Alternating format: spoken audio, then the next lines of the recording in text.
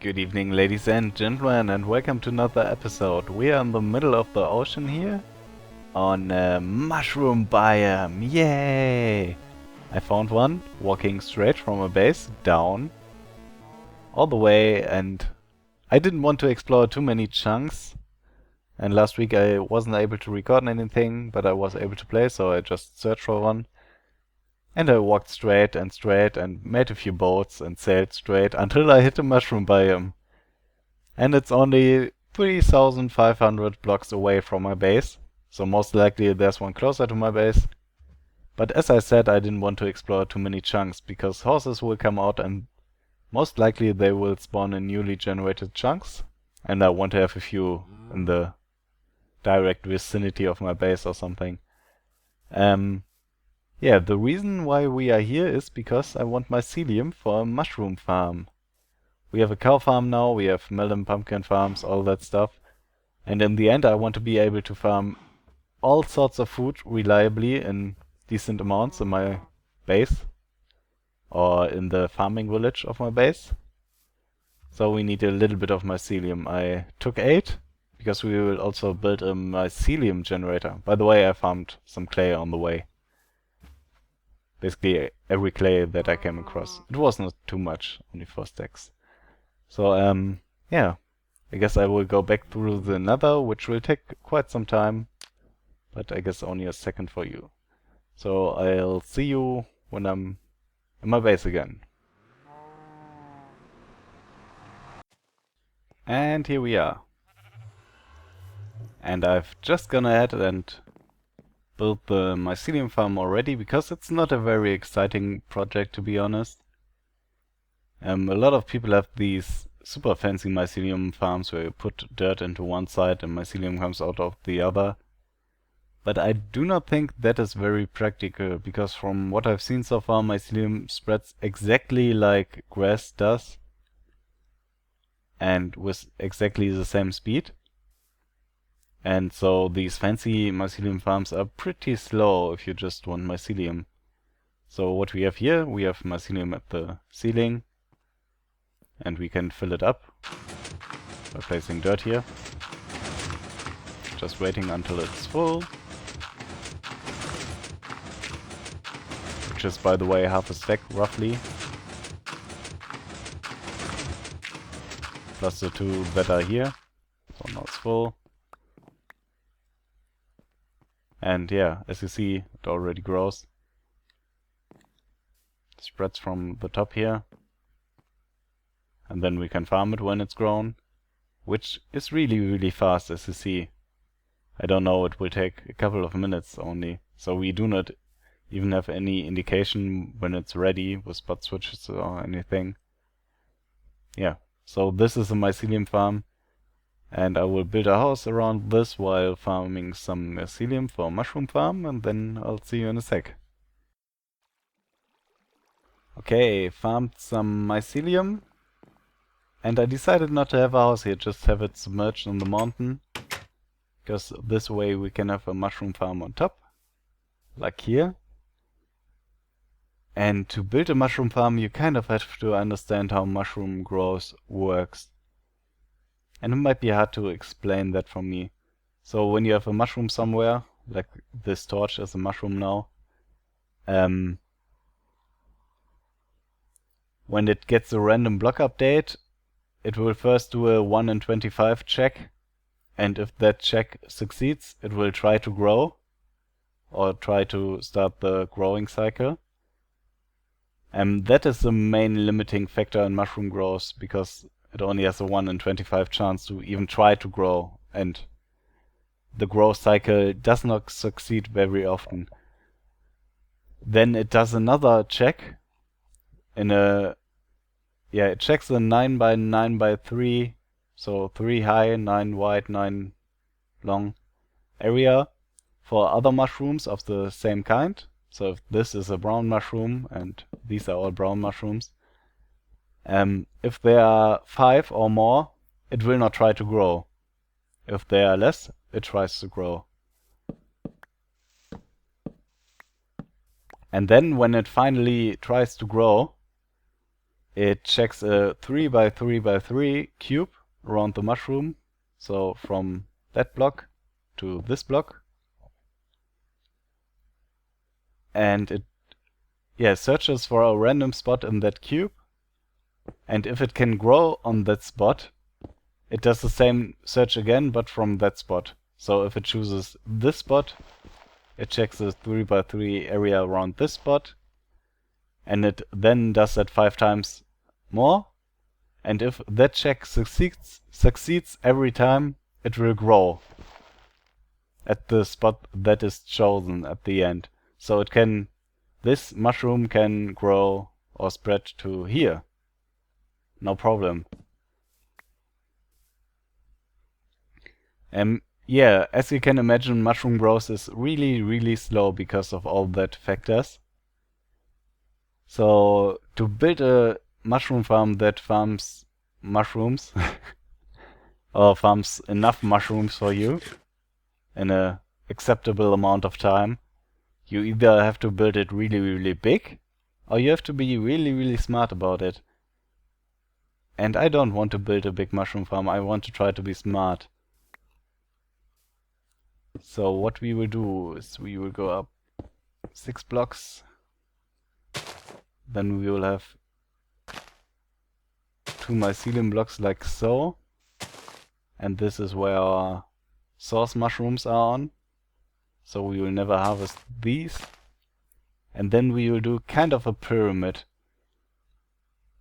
and we have to check how that works with water, because we will try to use water to harvest them.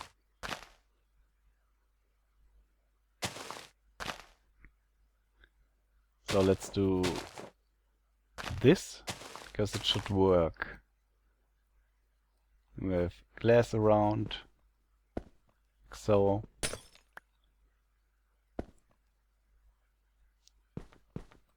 Don't need that glass.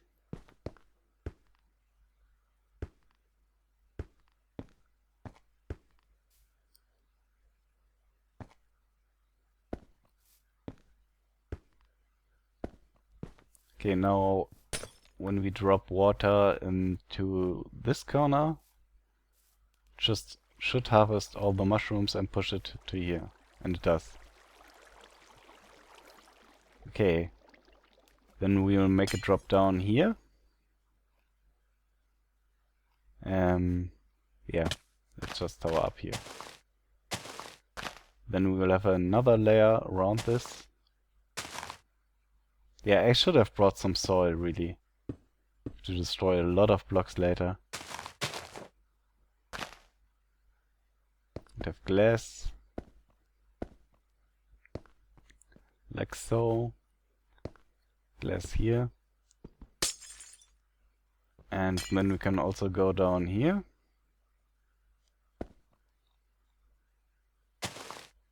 And do the same thing again.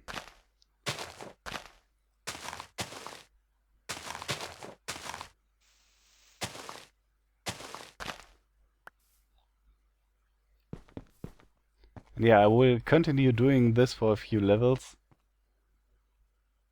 because it's not very interesting to do that on camera.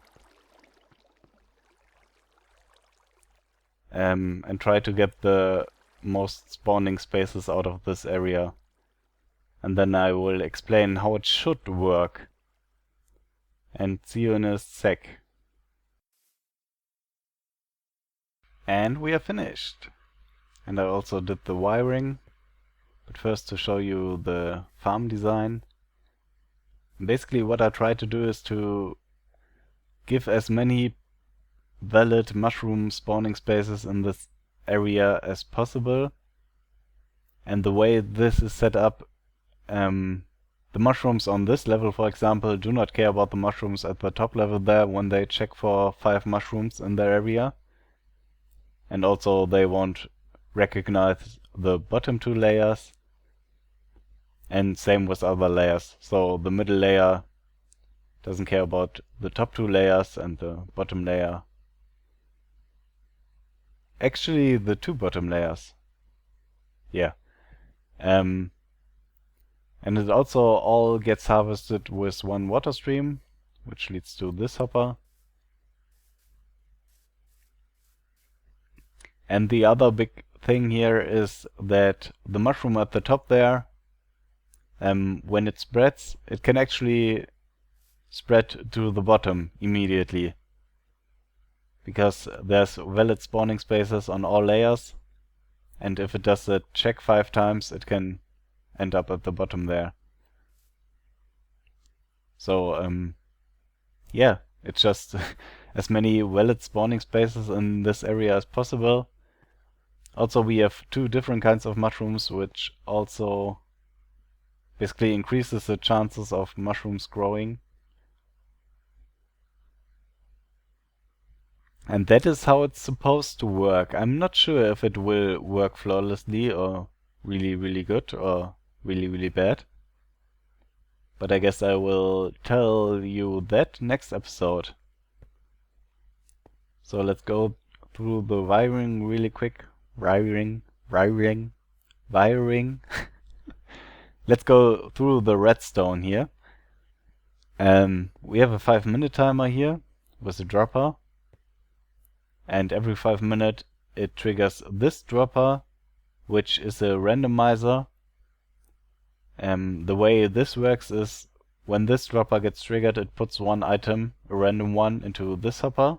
The hopper immediately puts it back, but it triggers this comparator. And if it's anything but the shovel, the signal will only travel 1 block.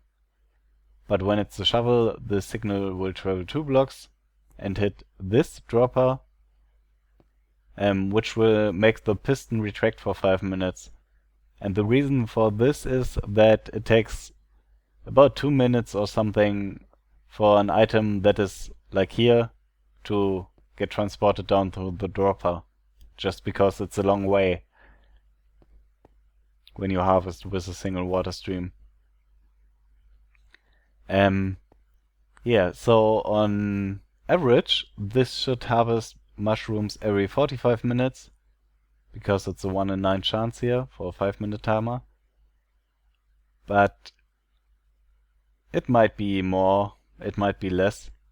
There can be times where it harvests 2 times in a row after 5 minutes, which is pretty bad, but yeah, as mushroom growth is random, it does it make sense to have a random timer for random mushroom growth? I just want something that's like an hour timer, and you cannot do that without having several 5-minute timers in a row, so I just use a, on average, 45-minute timer here. Let's start it up. So every time this item despawns, it will get a random number 1 out of 9. And I will tell you how it works next episode. And let's do something else, like getting rid of all the stuff in my inventory. Bovine University basically has a roof now. I have no idea where that wolf comes from. He was suddenly there and teleported to me, but it made no sense. This is how it looks from the outside. And the inside is not really done yet. By the way, I ended up using glass here, just because the drowning issue with iron bars, and I couldn't make it look good with iron bars to the very top. Also, this farm has one flaw, and that is that when I feed these cows and these cows right after another, sometimes a cow from there tries to breed with a cow from there, but doesn't reach it, and then they never breed until you feed them again. That's why I feed every second cow here.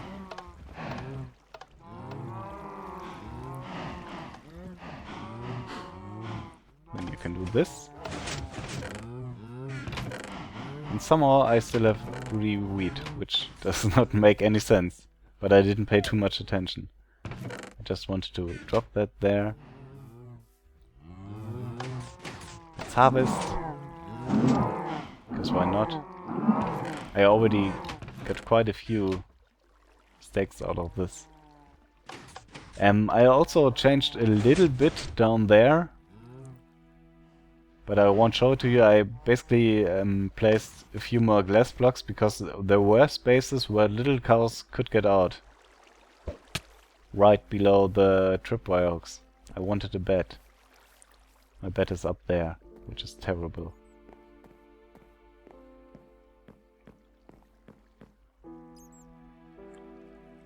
What else could we do? Maybe an enchantment or two. I also want to show you something at the Enderman farm, which is quite annoying. I also smelted all this iron. But I doubt it will bring me to level 30, does it? Oh, it will. Okay, what could we enchant? 5 diamonds.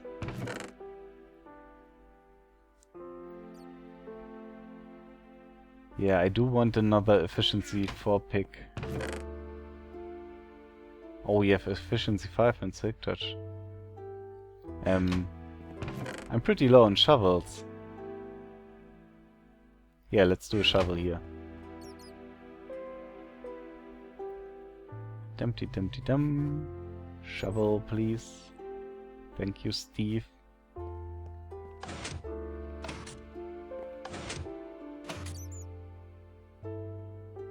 Ah. Why no efficiency game? Have I emptied all of these? Did I? Yes. Let's do this. And the reason why some lights are out here and there's nothing in there is because I smelted some glass. Maybe we should do this. I do have a lot of iron. I have no idea what to do with it.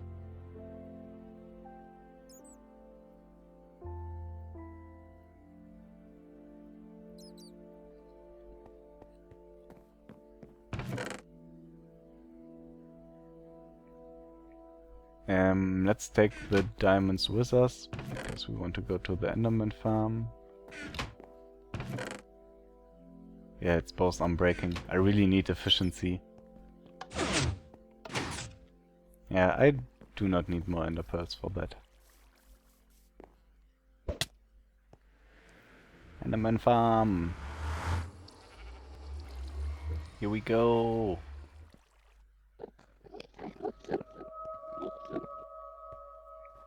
Yeah, also last week I lost a bunch of tools because I wanted to be fast and ender pearl from down there up there, and I hit the wall and dropped down into nothing, died, lost all of the stuff, and it was good stuff mostly. Also I lost a ton of redstone. Because I built this to height 128. And now Endermans are spawning faster here than I can possibly kill them. No, it works for a few seconds, but then...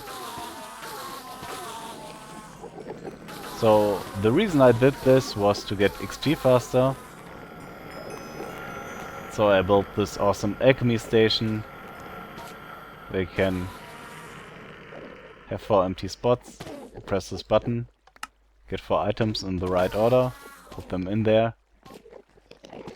And now it automatically brews potions. Yeah, I have to tune down my sound here.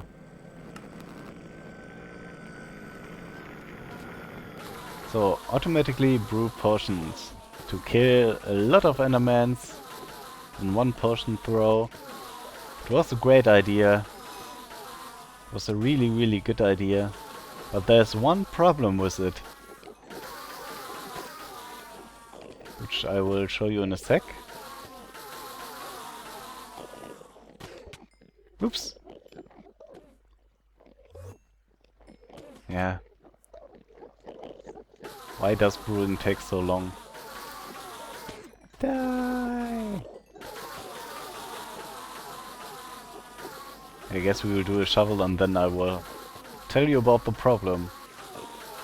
But the idea was so good. I mean, this fills up so fast. Would have been awesome. Yeah, I do need to craft a shovel to enchant one, don't I? Come on, efficiency. Awesome. And silk touch. Can also do a sword maybe, because I want a looting sword without looting sword without fire aspect. Because I only got looting swords with fire aspect. So, splash potions of instant damage. We won't brew new potions. So the problem with instant damage potions and Enderman is... yeah, they do not even teleport away, they just don't get the damage. Which makes no sense to me. I mean, if they would teleport away and then not get the damage, like Endermen do when you hit them with arrows, it would make a little sense, but even then the splash damage should kill other Endermen. But yeah, this, I don't know. I guess I have to build an AFK XP farm. Like do a blaze farm or something, but... yeah, I don't like that, really.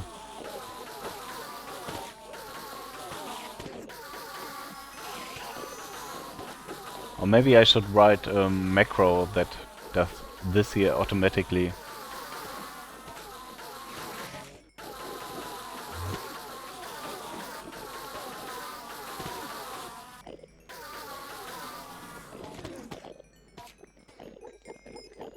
Maybe I should eat something.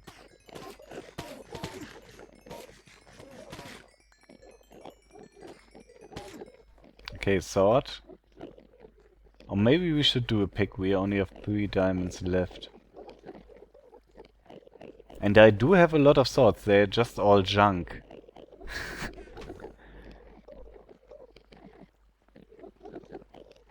Yeah, let's do a pick. Efficiency 4, that's pretty good actually, because we can combine that with this junk, for example. Yeah, so the Enderman farm is pretty fast now, but I just can't keep up killing them.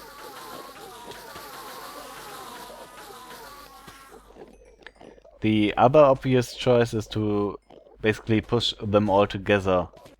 That you just have to stand on one spot and do this. But I'm not too hot on doing that. I'm not too excited for that. However, I know that you can build you can build real AFK farms with silverfish. However, you need a beacon for that. Because silverfish do only very little damage, and if you have a beacon with regeneration, you will never die, even if you do not wear any armor. And then you can just have a room with a bunch of wolves, and you stand there, silverfish attack you, you will regen. And wolves kill the silverfish, you get the XP. AFK XP farm. Why do I even kill more Endermen here? Because do I have more diamonds here, maybe? No. I got a bunch of books. Sharpness, might. Nothing really good. Respiration 3 is pretty good to farm clay. But yeah. Anyways, thanks for watching. Until next time. Which might be the 50 subscriber special. I don't know. Take care.